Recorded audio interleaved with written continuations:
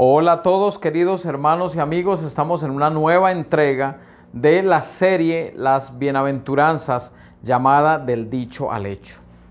Tomás Carrasquilla, escritor antioqueño, nos dejó un cuento llamado En la diestra de Dios Padre, en el que se relata la historia de un hombre conocido como Peralta, quien es tan bueno que deja de comer por darle al necesitado. Enfermos, locos, forasteros, todo el que necesite comida u hospedaje puede quedarse en casa de él. Una noche recibe la visita de dos caminantes, quienes buscan posada, un hombre joven y uno mayor. Lo curioso es que el mayor mira al menor con mucho respeto, como si fuera superior. Esa noche Peralta y su hermana, sin nada en su alacena, ven un milagro. De un momento a otro la cocina se atiborra de riquísimos y variados alimentos suficientes para servirle a la visita y a todos los huéspedes. Al día siguiente se da cuenta de que son Pedro y Jesús, sí, los de la Biblia, quienes tienen un diálogo con toda la jerga campesina de Antioquia del siglo XIX. Jesús le concede 3 deseos y el famoso campesino pide 3 cosas que a Pedro le parecen ridículas, pero lo hace pensando en los más necesitados. Al final del cuento se muestra la recompensa dada por el Padre Celestial a quien, entendiendo el Evangelio mejor que cualquier otro, entrega su vida a la causa del que sufre. Peralta no es un filántropo, pues en el cuento él nunca deja su vida modesta ni su vieja casa. A él le duele el que sufre porque él también ha sufrido y desde su austeridad utiliza lo que gana para compartirlo. Existe una diferencia entre la filantropía y la misericordia. La filantropía mira la necesidad y se agacha para dar, pero la misericordia ve la necesidad desde abajo, cercana, se apropia de ella, se mete en sus zapatos y ayuda desde la comprensión. La filantropía entrega de lo que tiene, pero la misericordia se entrega. Dice Mateo capítulo 5, versículo 7, bienaventurados los misericordiosos, porque ellos recibirán misericordia. Y el mensaje de hoy lo he titulado Misericordia quiero. Ese parece ser el deseo de nuestro Señor. Y la misericordia que Dios espera de su pueblo tiene como fundamento el amor. Y en los Salmos podremos encontrar esto. Uno de esos ejemplos que citaré para hablar de las misericordias o la misericordia de Dios es el Salmo 103. Y ustedes pueden abrirlo en sus casas y pueden notar, no vamos a leerlo todo por cuestiones de tiempo, que en el Salmo 103 el versículo 4 dice: el que rescata del hoyo tu vida, el que te corona de favores y de misericordia. Dice el versículo 8, compasivo y clemente es el Señor, lento para la ira y grande en misericordia. El versículo 11 dice, pues como la altura de los cielos sobre la tierra, así ha engrandecido su misericordia sobre los que le temen. Y el versículo 17 dice, pero la misericordia del Señor es desde la eternidad y hasta la eternidad sobre los que le temen. Y en estos pasajes podemos ver cómo se repite la misericordia hablando de parte de Dios, la misericordia del amor. De hecho, el Salmo 103, algunas versiones lo traducen, por lo menos en el versículo 11 y el versículo 17, no como misericordia, sino como amor. Y por eso el salmista bendice al Señor, porque han sido tantas las bendiciones que Él sabe que su pueblo no las merece. Cam Huxford dice en uno de sus artículos que el amor de Dios es constante, no cambia jamás. Y Él es el mismo ayer y hoy y siempre. Y sorprendentemente también su amor por nosotros lo es. La razón por la que Él describe esta estabilidad o por la que esta estabilidad es posible es que este gran amor está fundamentado en el carácter y las obras de Dios, no en las nuestras. En un mundo violentamente fluctuante, dice él, el Hesed, que es la palabra que traduce misericordia o en algunos casos amor, el Hesed permanece inmutable, firme, constante, verdadero. No podemos separar las misericordias de Dios de su amor. En su amor, Él sostiene a su pueblo. Es su amor el que nos mantiene con vida. Es posible que al leer el Salmo 103 o el Salmo 89 o el 136 podamos vernos reflejados en ellos, no tanto por ser receptores del amor y las misericordias de Dios, sino porque siendo igualmente rebeldes al pueblo de Israel, seguimos estando con vida y rodeados de bendiciones. Imagínese por un momento que ve a una señora en la calle, sola, como perdida, pidiendo ayuda. ¿Qué haría usted? Tal vez le daría algunas monedas. Es posible que se ha levantado generoso y le da algún billete de baja denominación, pero no la sube a su vehículo porque está sucia y no sabe si está enferma. Es posible que hasta pueda llevarle comida cuando esté de vuelta. Ahora, imagínese que esa señora es su mamá, quien ha estado perdida por varios días.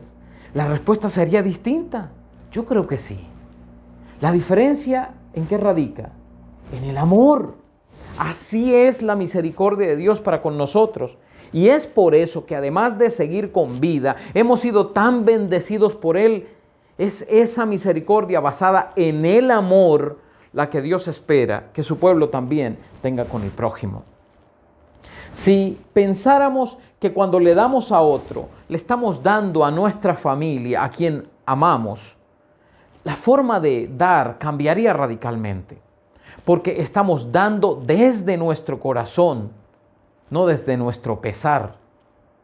Estamos dando con el corazón y con la mente, no solamente desde nuestro bolsillo. Yo no estoy diciendo que la filantropía está mal, sino que la misericordia es infinitamente mejor.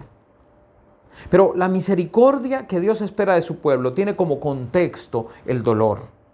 Primero, por la impotencia, y es por eso que debe darse con compasión. Los evangelios nos cuentan que en los casos donde no había esperanza, el llamado a Jesús era: Jesús, Hijo de David, ten misericordia de mí. Porque la misericordia se da en el contexto de la miseria del ser humano, cuando es incapaz de hacer algo por sí mismo y que se vuelve al Señor en su compasión. Y es la compasión la que mueve el corazón de Jesús. A Él le duele el dolor ajeno, porque sigue viendo a una multitud como ovejas sin pastor. Pero la misericordia de Dios también se da en el contexto de la culpa. Cuando alguien reconoce que ha fallado, que ha hecho algo imperdonable, pero suplica por perdón. Lo curioso de la misericordia de Dios, reflejada en los evangelios y en el evangelio, es que no se ve al hombre tomando la iniciativa de pedir perdón, sino que es el Señor quien se acerca y llama, convence y con tierno amor habla, y el pecador arrepentido deja todo y le sigue. No obstante, uno también puede ver en los evangelios a hombres que conocen mucho las Escrituras, que por ende deberían conocer el carácter de Dios. A muchos escribas y fariseos arrogantes, criticando al Señor por mezclarse con la chusma, con los pecadores, por darles la mano a los enfermos, a quienes según ellos eran rechazados de Dios. Yo quiero que veamos algo en Mateo, allí mismo, en el capítulo 9, los versículos 9 al 13. Dice: pasando de allí, Jesús vio a un hombre llamado Mateo sentado en el lugar de los tributos públicos y le dijo: sígueme. Y él se levantó y lo siguió. Sucedió que estando Jesús sentado en la mesa en casa, he aquí muchos publicanos y pecadores que habían venido estaban sentados a la mesa con Jesús y sus discípulos. Y cuando los fariseos lo vieron, decían a sus discípulos: ¿Por qué come su maestro con los publicanos y con los pecadores? Al oírlo Jesús les dijo: los sanos no tienen necesidad de médico, sino los que están enfermos. Vayan pues y aprendan qué significa: misericordia quiero y no sacrificio, porque yo no he venido para llamar a justos, sino a pecadores. Por el Evangelio entendemos que la misericordia no se aplica o no es para quienes se sienten sanos, sino para los que se han sentido miserables, culpables como estos publicanos y como estos pecadores. Son ellos los que pueden luego tener misericordia de otros, porque la misericordia, antes de ofrecerla, hay que recibirla, hay que entenderla, ha tenido que haber sido encarnada. El Señor les dice: aprendan qué significa misericordia quiero y no sacrificio. Mateo capítulo 12, los versículos 1 al 7. Allí se nos cuenta el momento en que, en pleno día de reposo, los discípulos de Jesús estaban recogiendo espigas y comiendo. Es que Jesús no tenía un restaurante donde alimentarse, no tenía una casa donde preparar sus alimentos, pues era un predicador itinerante. Pero los fariseos le reprendieron diciendo que no podían realizar ninguna actividad en el día de reposo. Eso era pisotear el día santo del Señor. Lo curioso es que ese día de reposo era para adorar y agradecer por las bondades del Señor. Pero ellos estaban tratando de averiguar quiénes incumplían la ley. Estaban por allí con binoculares tratando de pescar a quien incumplía para castigarle. Ellos eran quienes estaban incumpliendo los estatutos del Señor. No estaban adorando y además de eso carecían de misericordia. Es que el legalista se fija más en las normas que en las personas, y debemos tener cuidado con eso. La respuesta del Señor demuestra lo que acabo de decir. Leamos los versículos 3 al 7 de Mateo capítulo 12. Él les dijo: ¿no han leído qué hizo David cuando tuvo hambre, él y los que estaban con él? ¿Cómo entró en la casa de Dios y comieron los panes de la presencia, que no les era lícito comer ni a él ni a los que estaban con él, sino solo a los sacerdotes? ¿Tampoco han leído en la ley que en los sábados los sacerdotes en el templo profanan el sábado y quedan sin culpa? Pero les digo que uno mayor que el templo está aquí. Si hubieran conocido qué significa misericordia quiero y no sacrificio, no habrían condenado a los que no tienen culpa. Y aquí el Señor está mostrándoles que Él es mayor que el templo, pero no vamos a quedarnos allí, no vamos a explicar eso, sino que vamos a comentar lo que el Señor les estaba contando. El caso de los sacerdotes de Nob con David y sus hombres es particular. Ellos les dieron un pan consagrado que no debía ser consumido por personas que no fueran sacerdotes. Ellos, además, estaban no solo comiendo, sino que habían mentido. Eso parece escandaloso, como es escandalosa la gracia de Dios, como son escandalosos su amor y su misericordia. En este pasaje, de hecho, en estos dos pasajes, el Señor Jesús apela a Oseas capítulo 6, versículo 6, que hace parte de una acusación de Dios a los líderes religiosos en Israel, quienes estaban muy interesados en cumplir al pie de la letra los sacrificios y la liturgia, pero que se habían olvidado de amar al pueblo, llevándolo a acercarse a Dios y a su ley. Es por eso que la misericordia que Dios demanda de su pueblo se da en el contexto del dolor, del impotente, del que se siente miserable por su necesidad o por su culpa. Solo aquellos que se han sentido miserables por su pecado, por su culpa, por su incapacidad de hacer algo por sí mismos, los que han entendido lo que significa la misericordia de Dios, pueden ser capacitados por Dios para darla a otros. Es así como se puede ayudar con amor, se puede dar la mano con compasión y se puede bendecir al que no merece el perdón. Ese es el evangelio contracultural de Jesucristo. Y es por eso que quiero terminar diciendo que la misericordia que Dios espera de su pueblo tiene como paradigma a Jesús. Usted puede abrir en su Biblia Hebreos capítulo 4, versículo 15. Hebreos nos dice que una de las razones de la encarnación de Cristo fue sufrir para entender al ser humano y poder luego ser perfeccionado como sumo sacerdote e interceder por él. Él vino a padecer para entenderme a mí. Él se hizo pecado por mí. Él llevó mi castigo y murió en mi lugar. Y por eso podemos entender lo que significa que no tenemos un sumo sacerdote que no pueda entendernos. Esto no se trata de ser filántropo. Se trata de encarnar el dolor por amor, por misericordia, por gracia. La palabra que usa el autor de Hebreos es simpatia.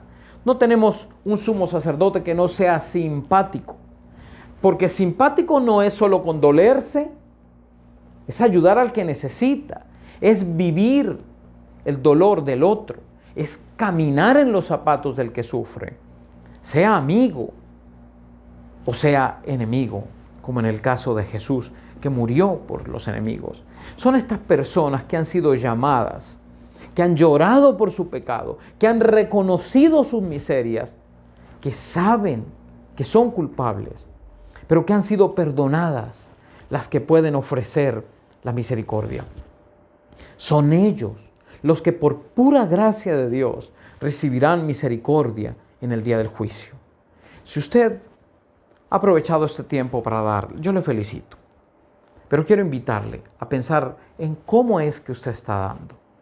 Tal vez haya alguna persona que esté ayudando, pero desde una posición equivocada, mirando hacia abajo, tomándose una foto para que vean su generosidad.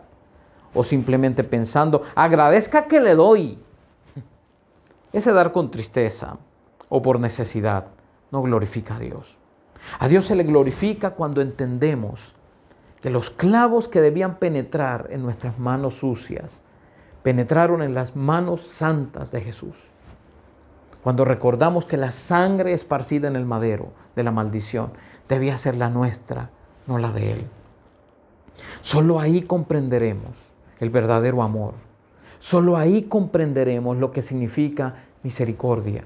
Solo así podremos darla a otros por el poder del Señor, no en nuestras fuerzas.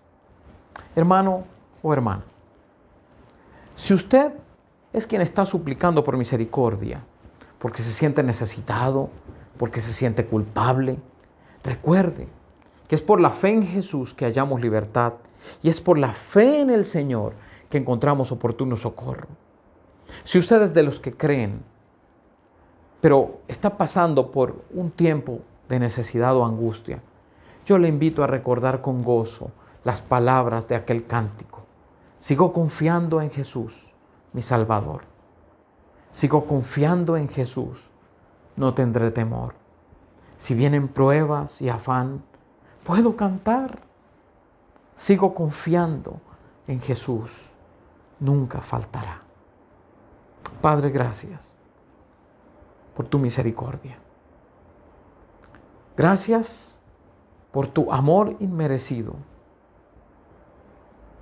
Gracias porque enviaste a tu Hijo unigénito a morir en mi lugar.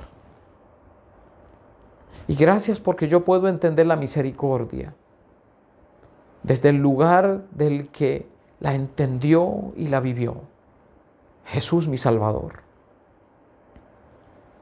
Gracias porque me has invitado, me has convocado, me has llamado a disfrutar la misericordia, pero también a vivirla con mis semejantes.